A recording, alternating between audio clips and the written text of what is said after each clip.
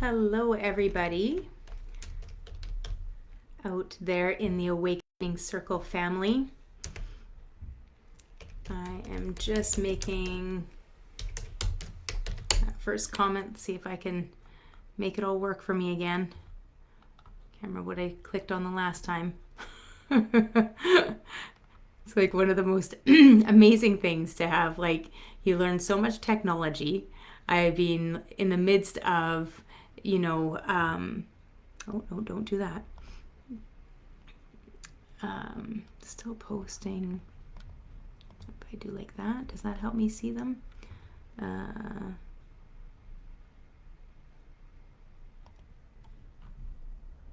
something went wrong. There we go. There's my first. I think I can see it now. Expand comments. I hope I can see it. There we are. Hoping for the best. I've spent the last 4 weeks heavily involved in getting the podcast up and running. So everything has been like learning recording programs and how to, what are RSS feeds and everything that's in the podcast realm, which is all new stuff for me. And so I've been deeply involved in there, knowing that the podcast is dropping tomorrow. So we have 4 new episodes. They'll be up tomorrow morning. They're going to start dropping at 5 a.m. So if you're wanting a little bite-sized piece, I'm keeping a lot of the podcasts between 15, 20 minutes to up to 30 minutes. So I'm trying to keep them in like the smaller realm until we get into what I'm going to be calling couch conversations, where it is having these conversations with people, no matter what their business world is. But for many of us, we're awakening. And in that awakening is these most fascinating mystical events that is unnerving. And sometimes you feel like you're going a little bit crazy. You can get a little worried that people are going to look at you like you're crazy, and what it actually looks like. And the truth is I think there's more and more of us out there having these experiences, but we don't know what to call them. We get kind of nervous, like what are people going to think of us? And I think that's fair. And yeah, how do we move forward through this? So a lot of these conversations are going to be part of the Awakening Circle, Sovereignty Rising. So I'm really excited. So check that out. I've put the link in the comments in the description. We're on everything now. So I just got an email yesterday saying you're on iHeartRadio. So we're everywhere. And I'm super excited. I'm excited to be sharing this next portion of my own journey with you guys as I've really stepped into who am I within the role that I'm playing as Dawn Elgin, which is kind of works well with our conversation today. So the topic today is signs your intuition is speaking to you and how to listen. And for myself, 7 years ago, I really started my spiritual journey about 12 years ago. I got my first ever healing done, and I had no idea what energy healing was. I didn't know what a chakra was. I was helping a client who became my first ever spiritual coach. I was helping her with a light fixture. And as I was fixing her light fixture for her, we had a real heart-to-heart. Her husband ended up being really sick. And we chatted about it. And she's like, I'd really like to thank you. Can I please open your chakras for you? And I'm like, sure. And she's like, okay, like just lie down on the floor. And we're in an empty, brand new house. There's nothing around us. There's workers outside, like finishing, siding and all this stuff. And I take my vest off, my puffy vest, and hey, Bobby. And I put my my puffy vest as a pillow, and I'm laying there, and she's got a pendulum, and she's opening my chakras. And I'm like in my head thinking, how the fuck do you get yourself into this shit? Because this is crazy. And as it's happening, and then I leave, and what's really wild is how good I felt after. And so I felt like I just had like a triple espresso, and it felt clean, and I had so much energy, and I'm like, okay, I'm gonna go back and see her. So that was kind of how it began. And then that really stepped me into what is my truth. Not that the truths I was brought up with, because I was raised Anglican, and then my first husband was in the Jehovah's Witnesses. So then I, studied with them for quite a while, and then obviously left. I've studied with a lot of different theologies and lineages, and it was like, but what's my truth? And so I had started to explore into Wicca. And Wicca is probably, like, to me, is just such a beautiful practice. So, Wicca, if you don't know what it is, it's, some people would call it white magic, but it's all more like earth, it's very shamanic, really, is what it is. Celtic shamanic work would be what Wicca is. And the first rule is harm none. And so that really fed to me like, oh, that's beautiful. There's some, again, guidelines. I'm a very solitary person in my practice. I don't do groupthink. So, I didn't go much further with it. I studied it for about 3 years. And from there, I just started to study more and more theologies and more lineages and understanding the things that were behind it all. And as I was learning all these things, I started to awaken my intuition, something I'd put to sleep when I was about 13 to 15 years old. I'd stepped away from my own knowings, my own awarenesses, my own awakenings, and kind of put everything to sleep. And I think it's fairly typical of teenagers. I was going through a particularly hard section of my life at that point. I'd move out by the time I finished 15, just turned 16. I moved out of my house, away from my family. And so, I was in a particularly difficult time of my life. And in there, I closed down my intuition, which led me to marrying my first husband, which led me to all sorts of things. And then the reactivation of it is really what led me to here, which is kind of cool. So it doesn't always mean that we make major career changes, because our purpose in this world might be being explored and expressed through our current vocation, our current work, but could maybe need to look a slight bit different so that we're more aligned with ourselves. And our intuition will let us know what we need to do. And so keep that in mind as you're, going through these journeys of your own life is, hello, Denise. That we're going through these journeys. We don't always have to change careers. Like, don't get nervous. Like, oh gosh, if I'm on a spiritual journey, I got to implode my whole life, burn it to the ground to rebirth myself. Yeah, probably some relationships. Some relationships are probably toxic and have been holding you back. Those relationships, I have learned, can come back. So there are relationships I had to walk away from while I was doing my spiritual journey, especially in the beginning.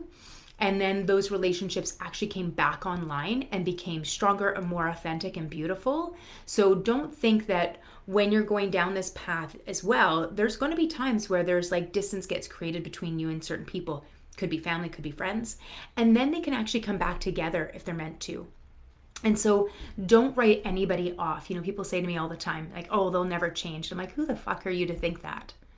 And so I say it just like that. And then they're like, oh. And I'm like, if you can, they can. Now, let's be honest. If you're a sociopath or a narcissist, chances aren't very high. So it's not a no. It's just like really, really, really low. But if we're talking about just the average person that's unconscious, asleep, ignorant, every one of us, that's our purpose in life, is to wake up, is to become aware that we are awareness, we're pure consciousness. And all of this is a beautiful, incredible play that we're creating. It's a tapestry. And so, this is what we're delving into. So today I want to talk intuition. So I'm loving this because I can actually see your guys' comments for a change, which is lovely. So if there's any questions in that, do not hesitate to drop them in the comments because I get to see them there, which is good. So first question is, how many times have you looked back and said, I knew that was going to happen and I just didn't trust myself, or I didn't listen to myself? Or you felt it in your gut that something was off, or maybe that something was right, but instead of trusting that feeling, you doubted yourself. You asked for the opinions of others, you overthought it, or you convinced yourself to ignore what you already knew. So I ask these questions because often we're such an intellectual society that we go to the brain, to the mind first, not thinking of the fact that, I'm going to backtrack 2 seconds. What is ego? So this is a thing that I don't think many of us really clue into. Like, I never really understood, like, everybody talks about the ego, but what is ego? So ego is created when we identify with form. So if you think, so as soon as we're born, we start identifying with the form, physical form. And then we start to identify as thought form and emotional form in our families, epigenetic, ancestral. So an ego is created when we identify with form, physical form, thought form, emotional form, which includes experiences. It includes beliefs, intellect. So all these pieces that can create our experience. And the important thing is that we need to understand that our ego, we absolutely need to have one as a human. It's our humanness is our ego. The key is to remember that we're a human being. So a beingness, yeah. So a beingness is the one consciousness that's aware of all these things happening. And what awakening means is to disentangle from the illusion that we're the body. We're the one experiencing the body. The body's a process. It's not a thing. We can't be it. So we're experiencing the process of the body as it ages and matures. It is finite. We, the one that's aware of it, is infinite. So that would be like the real kind of starting point here. Our intuition is awareness. It's just consciousness. That is what your intuition is. Intuition is you open to your consciousness, to your higher self. You might think of it as your soul, your spirit, or you maybe even think of it as your deepest self, because it's like the spark, the seed is in the center of the heart. So that, that first spark of life. And that is where we're playing into it. And our intuition is what is us listening to the whispers of the higher self. So the smaller self, the self of the ego, the personality, that is not bad. And I think that's a mistake we get taught. We get like, like your ego, you're supposed to kill the ego. No, you're not. You're supposed to understand that it's just a role that you're playing. And in your ego, you might have multiple roles that you play. So not only within like, I'm a mom, I'm a grandma, I'm not, but I'm a business owner, I'm an entrepreneur, I'm a coach. Those are all roles that we play. Our self is the one that's always there and it never changes. And so we're not trying to, it's not a war, but it's that this higher self, our intuitive, our pure spirit consciousness is what we need to remember. And we all share the same purposes in this world when it comes to our beingness. Our job from the time we're born is to remember that we are consciousness. That's our job. In that job is to remember that we're consciousness, embody it. So to remember your soul, then to embody your beingness, and then to help other people understand, explore, and embody their souls. Those are our three main purposes. Those are our purposes on a soul level, and they are more important, so they're our primary purposes in life. Our secondary purpose in life is the humanness, the doingness, which could be done in any sort of vocation or job. But we do it in every moment of the day. And so often what will happen to us in our ego, the ego is like, what am I supposed to be doing? And it's like, you're doing it right now. You're here. You're listening. You're working. Wherever you are, that's where you're supposed to be. And it doesn't mean that we don't plan or hope or dream, but we need to stay present. And most of us aren't. Most of us spend a good chunk of our life, I'm here, but I'm already thinking about what I have to do in 20 minutes from now. And so it's the being here, present in this moment, which is our opportunity to connect with soul. Because your soul, your spirit, only can live in present time. And anxiety is one of the experiences of anxiety is actually the separation between the small self and the higher self. So the ego gets caught in the past, and we create this feeling of like anxiousness because we're being pulled apart. And so that's what happens when we get stuck in the past, or same with future forecasting. Exactly right.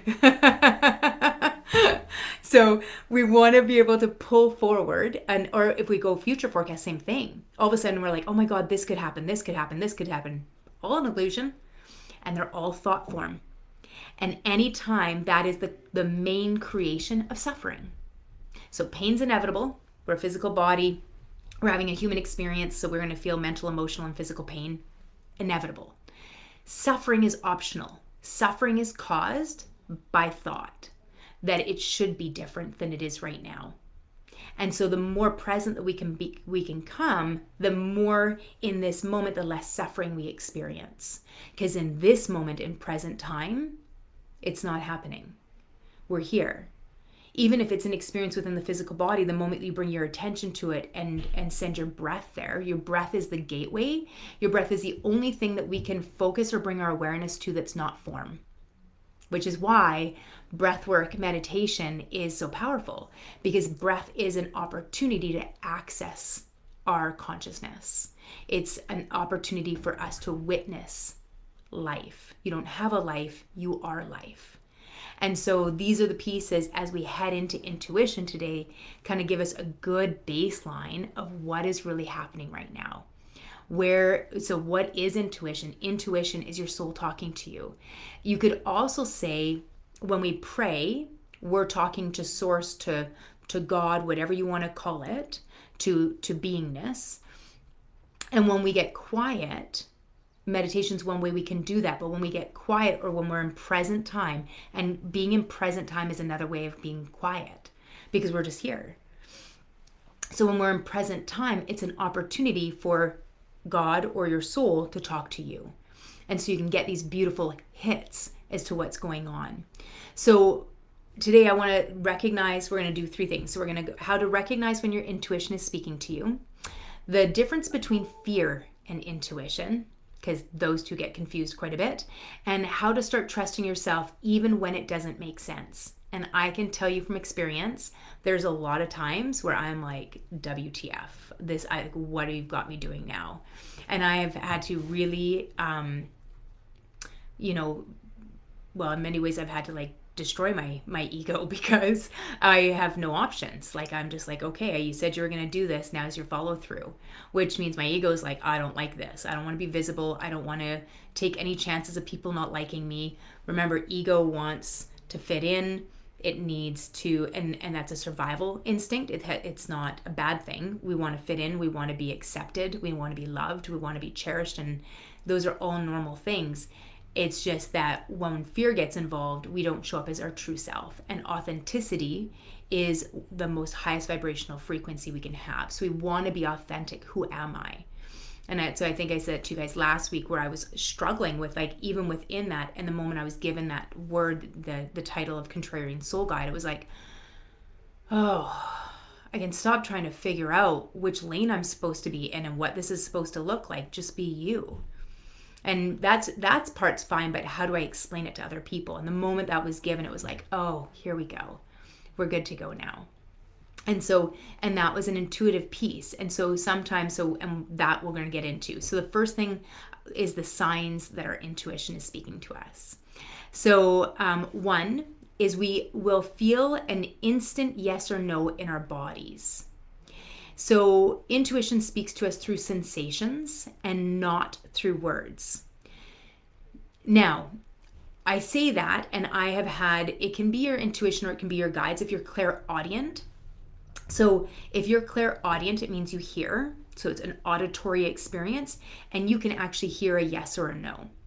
So, but it's not thinking. So when I say it's not words, it's not thoughts going like, oh, this is, you should do that and this is why. The moment we start getting into that, that's your mind.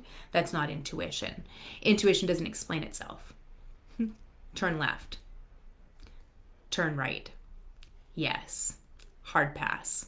Like, that's intuition. Like, it's just super simplistic. It's really like clear. It doesn't even try to make it more anything. There's no need to justify, there's no need to explain. A yes is going to feel light and open. And so it's almost like being able to take a deep breath. It'll feel more expansive. Maybe there'll be a softening around your chest, your shoulders, or even behind your eyes. I often get a softening behind my eyes. And I get like a feeling I want to take a deep breath. So that's like one way I sense that. A no is often going to feel like a retraction. It's going to feel tighter, heavier, or even draining, where it'll make us feel like exhausted and tired. And so I want you to try this. So think about something or someone that you love. And I mean like an unconditional love. Like, so just something or someone that you love. It can be an animal, it can be a grandchild, it can be whatever is there. And I want you to just close your eyes for a moment, if you can, and just think of that thing or person. And I just want you to feel how your body responds. What are the sensations when you are thinking about something that you love?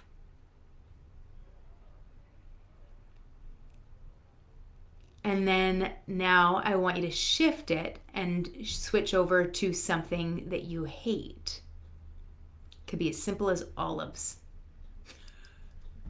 And now I want you to feel what that feels like. I jokingly say olives, but in truth, when an olive lands on my plate, I'm like retracting. I look like a pouty 3-year-old, and I start flicking them off my plate because I get so upset about them. I don't know what the deal is, but me and olives are not a thing. So that's where that comes from. Okay, so you can feel that in your body, which is perfect. That's what we want to start. So then 2, we get a strong gut instinct or feeling. So, and it doesn't need evidence. Okay, so the mind needs justification. It uses intellect to discern, or to categorize, I should say. So like, dislike, love, hate, all that stuff, that's all egoic. So when we get a gut feeling, that doesn't have to we don't need evidence to say why we feel that way, but it makes us pause. So if you've ever met somebody and instantly felt off, but maybe you ignored it. So I just went through this where I had somebody in my world where I was just like, I just feels off. And just because of business and stuff, then they ended up coming closer into my world. And honestly, my biggest regret is I didn't trust my intuition. And, I was like, sure, you know what, we'll give it a try and we'll see how things go. And it totally burned. And I was like, man, I know why I said, sure, go ahead, and why I didn't fight it. But at the same time, the payment plan to clean up is always an interesting one. And it's taken me a couple of weeks to find kind of really center and grounded with the whole situation again. And your body picks up, and the reason for this is our body picks up on energy before your brain has words for it. And so the mind can't understand all the information that's coming in. So think of it this way. You're standing on a mountain or on a hill, and you're looking out the most beautiful vista. And you can look at that vista and just take it all in. But if you had to explain it, you'd be like, it would take a lot of work and you'd have to break it all down. Well, that's what our soul is like. Our soul is capable of taking it all in, can get the big picture. And our mind needs to house, shoreline, trees. It's like trying to break down color differentiations. It just can't even. And so it's not a mental thing. The brain needs to have words for it, whereas our intuition is so much more. And often it's just beyond words. It's beyond words. It's communication at a much higher level that takes in tons more information. And so the reality check on this one is your intuition doesn't need logic. It just knows. And so when you have the thing where you're just like, start paying attention. That little hesitation is important. Repeating signs and synchronicities. So that is the third way that we can really, it is another sign of our intuition. So if you've ever keep seeing like multiple numbers, so if you get like 333, 444, 555, you get these multiple numbers over and over again, that's a sign. It can be hearing the same message, but in different places. And so if you're like, you hear something, and all of a sudden you're like, man, I feel like I've heard that like 3 times today. Pay attention. 100% pay attention. And the other one is randomly thinking about someone and then they call you. So, that's a great example of entanglement where we like are very interconnected. We're entangled energetically with people. Hearing the same message in this one here, you guys, this is probably one of the ways that it was the hardest for me, but I got everything in 3s. And then somebody who I hadn't spoken to in forever, but was an intuitive, came up to me and they go, hey, I'm not sure what's going on with you, but it's kind of annoying. You're supposed to, like, it's getting irritating to your guides to have to keep repeating themselves. So if you could just take the nudge and go rather than them needing to show you 3 times. And I was like, that's a weird thing for somebody to walk up and say to you. And I was like, okay, got it. But I was waiting for the 3rd time, but because I didn't trust it. So that's something that can happen.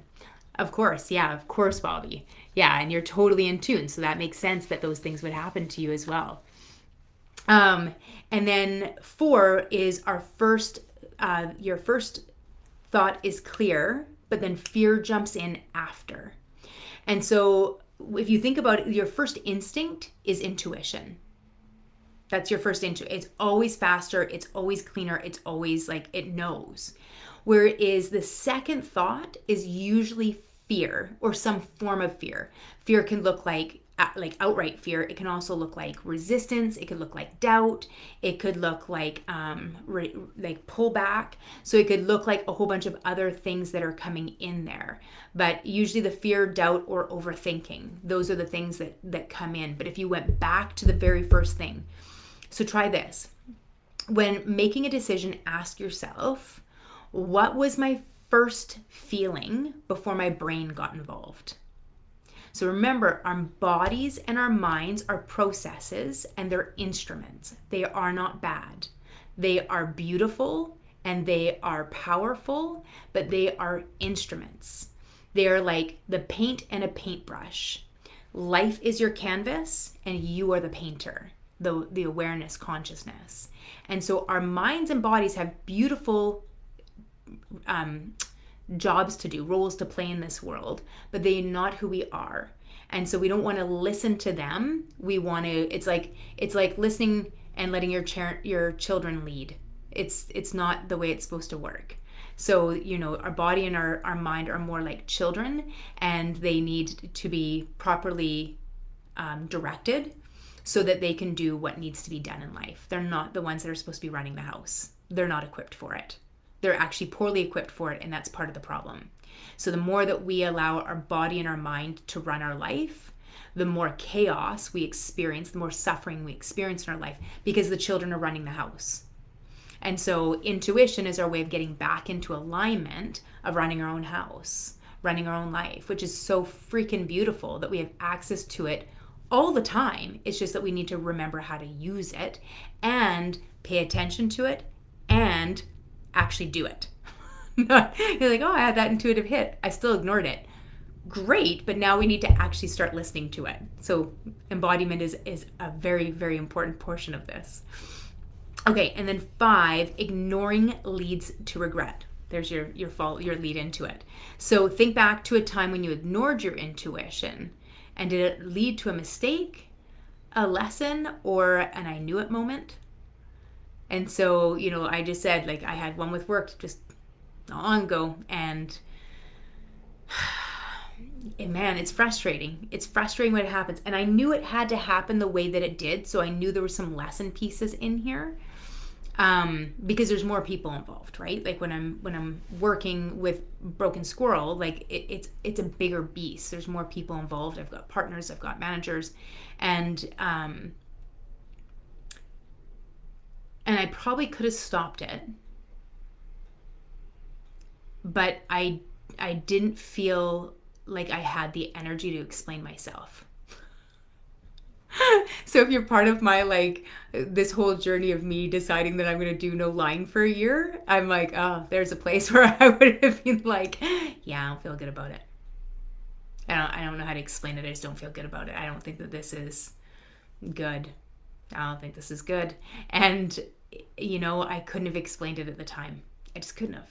And now I'm kind of look back and go, oh, well, like, it's not that big of a deal. I can clean up, like, you fix shit all the time. It's not a big deal, but it's irritating. It's irritating when you know what you're supposed to do and you didn't do it. So your intuition always speaks. You just have to listen.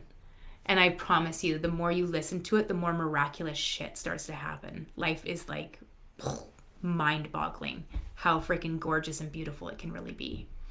Okay, so fear versus intuition. I want to jump into this. So how do we tell the difference between our fear and our intuition? So fear is loud, it's anxious, and it comes from past wounds. Intuition is quiet, it's neutral, because it's only in present time, and it's direct. Fear says, what if I fall? What if I fail? What if they don't like me? Intuition says, this isn't right for me. So you can see how one is about other people outside sourcing, whereas the other one is inside sourcing. And so it's very intrinsic versus extrinsic.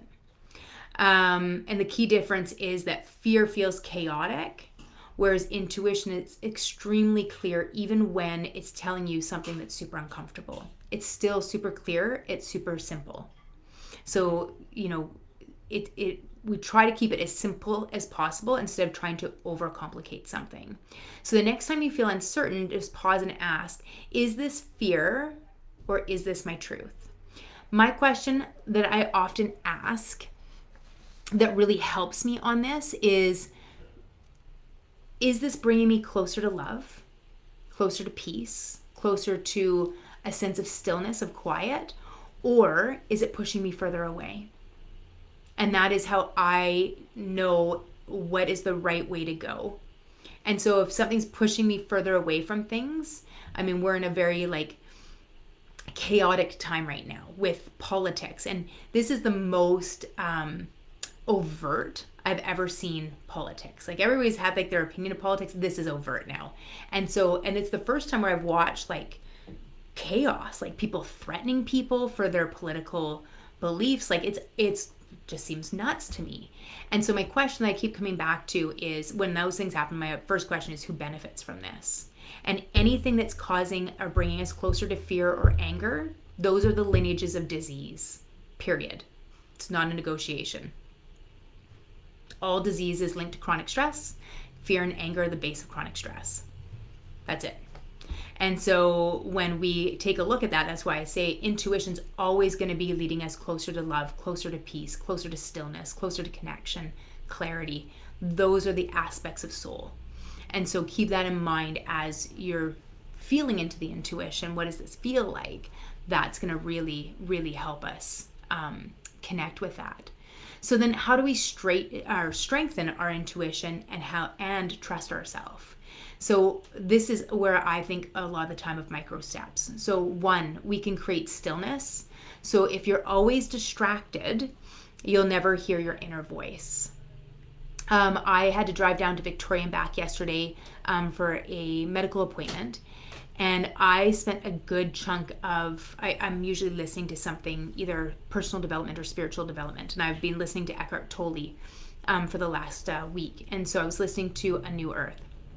And as I was listening to it, I was like, I just kept coming back to my breath, kept coming back to belly breathing. So the mind would start to wander off and I'd be like, keep coming back into that place of stillness, of quiet.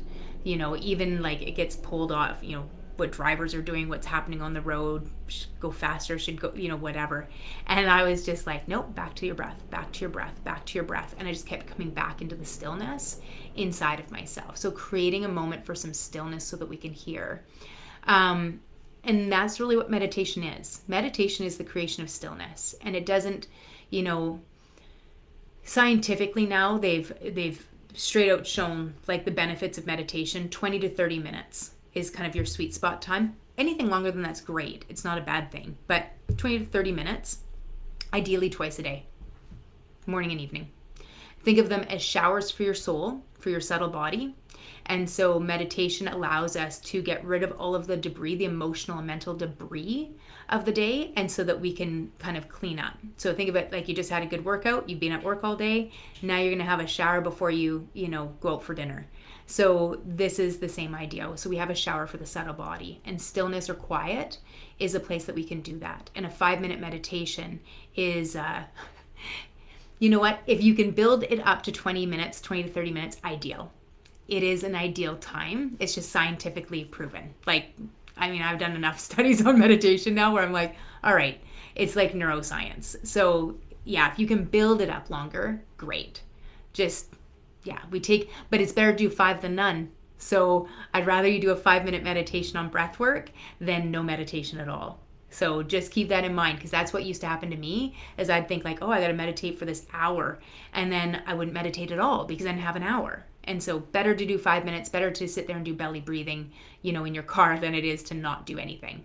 So I'm never going to say you need to do it this way. That's just kind of your baseline for sure. So act on small intuitive hits. So build trust by following your gut on the little things. So take the intuitive route home is one of the ways that we can do this. Or order what feels right. So go through the list, and if you were just really got your mind, your intellect, your taste buds out of it, what feels right for your body? As you're reading something, is it a for or against? Intuitive driving is always an interesting one. Should I turn left or turn right? It also is great for the brain to get out of the habitual pattern of routes. And so that's another way that we can go through. And I've seen some crazy stuff, where I'm I always take a certain route, and all of a sudden I'm and I go a different route, and then somebody's like, oh, I'm so sorry, I'm late. I went that way, and there was all this crazy traffic and accident, and I'm like, and that would have been the route I usually would have taken. And so it's always fascinating to see it unfold for us when we do listen. So little micro things don't have to be great big steps, guys. Just little steps, little micro movements every day. Think of it this way. If we're off course, we need to do a 180 or even a 90-degree turn. If we did 1 degree turns every day, in 90 days, in less than 3 months, you'd be in the right direction. So it doesn't need to be some great big turn where we blow up our life. Sometimes all we need to do is little tiny turns to get us there. So just keep that in mind as we go through this. And then the other piece is don't ask or stop asking for permission. So the more that we look for outside validation, that extrinsic validation, the weaker our intuition becomes. And this is what happened to me for years. I had so little belief in myself. I doubted myself so much. I couldn't hear my intuition anymore. And so the more though that I started to practice getting really quiet with it, while I was driving, while I was reading, I picked my books intuitively. I had no intention of listening to Eckhart Tolle, but I got this little nudge and somebody mentioned the book and I was like, and I download, here we go, next book.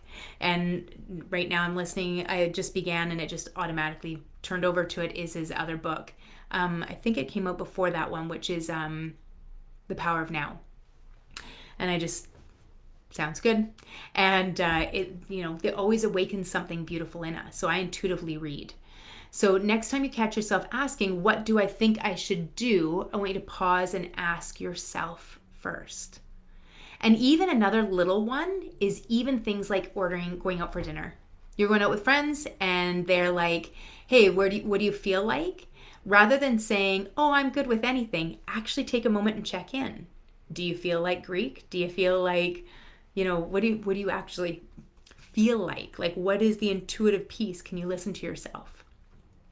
So those little tiny pieces. So intuition is like a muscle, and the more we use it, the stronger it gets. And I found that to be so true. Which book do you love, Bobby? The Power of Now? That one? I just saw that you put that in there, and I'm like, oh, I wonder which one. I'm absolutely loving the books. So that pretty much, this is my piece today on our intuition, but I wanted to have that one and the other one. Yeah. I've never been able to read his books, you guys. Mike has laughed at me for 17 years. He's had these books and he's read them. And I would pick up the books and I would literally read one page and be falling asleep in the middle of the day. And he would just laugh at me. We do always have the same books. So he would just laugh. He's like, what is your deal with his books? I'm like, I don't know. And then for Christmas a couple years ago, I got him, Eckhart Tolle was in Vancouver at the Orpheum, and I got him tickets for Christmas. And we went, and his voice is so soothing. Mike was asleep beside me in the theater, and I was like riveted. I was on the, like, just could not get enough of him. And so it's always funny how these things go. And I'm glad I'm listening to them now, because right now I feel like I'm in a beautiful place to take in this information. And especially as I step fully into myself. So this year of integrity is very much of alignment, is like, oh, this is perfect. So following those intuitive hits is all about us coming into our year of integrity, our year of alignment. So if you guys want to go deeper, a couple of things coming up.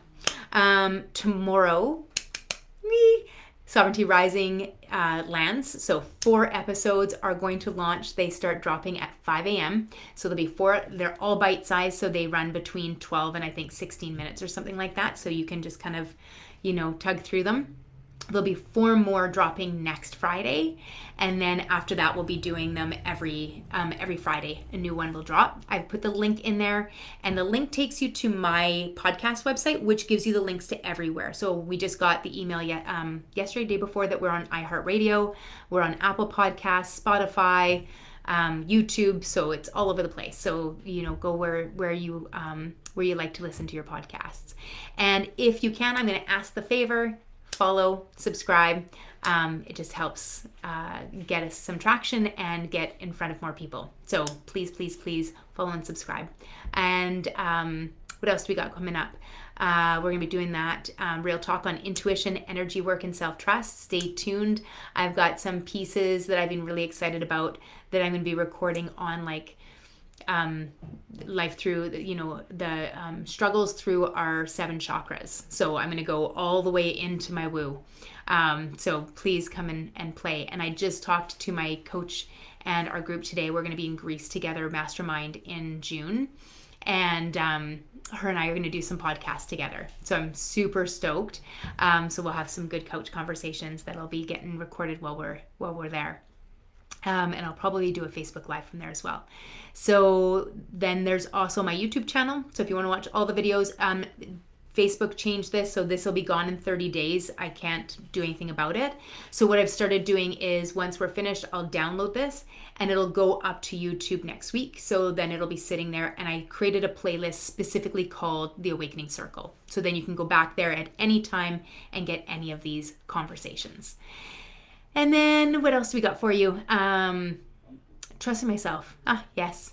And just so you guys have it in your pockets, in June, I'm going to be doing a new free boot camp. It's going to be 5 days, and it is called The Unlearning. So stay tuned. I will give you the link when you can sign up. It's going to be an hour every day. We'll record them. So if you can't make them all, or whatever the time issues are, don't worry. You can watch the replay afterwards. You'll get emailed all the links for all the replays. So you're all good there. But I'm super, you have that book too. I love you. So that's coming up. So it's called The Unlearning. And as I have shifted into this world, I just got a download yesterday. So I'm going to be creating a new coaching program. I just about finished to have it downloaded today. So I've just been kind of downloading and channeling the information that I'm supposed to guide. And the new coaching program is a year-long program, and it is called Soul Alchemy. and it is going to be a one-on-one coaching program for a year. We meet twice a month, virtually, like just on Zoom, and then you will and then we'll also have Oracle sessions. So once a month, I'll do a group Oracle session where we'll be downloading different practices and different information. We'll maybe talk chakras, all sorts of things. So depending on what's coming through. So that's going to be coming up. I've got one person already that's going to beta test it for me. I like to beta test everything I'm doing to work out all the kinks. And so if you're interested in that and you would like to beta test that with me, message me privately, and I will, or you can put it in the comments. And yeah, I know I'm really excited about the Oracle sessions. So yeah, so you can put it in there and we'll go from there. All right, I better jump off, you guys, but you have an amazing day. You got it. Message me, Bobby, and we'll put something together. All right. Bye for now, you guys. Love you lots, and I will see you next week. Stay tuned for the podcast tomorrow, and there's a YouTube dropping tomorrow as well. So I keep doing the YouTubes on Fridays up until the end of this month, and then it'll just be one YouTube a week and one podcast a week. But this month I decided I'd really create some chaos, which is why I haven't been here as much as I'd like to be. All right. Talk to you soon, guys. Bye.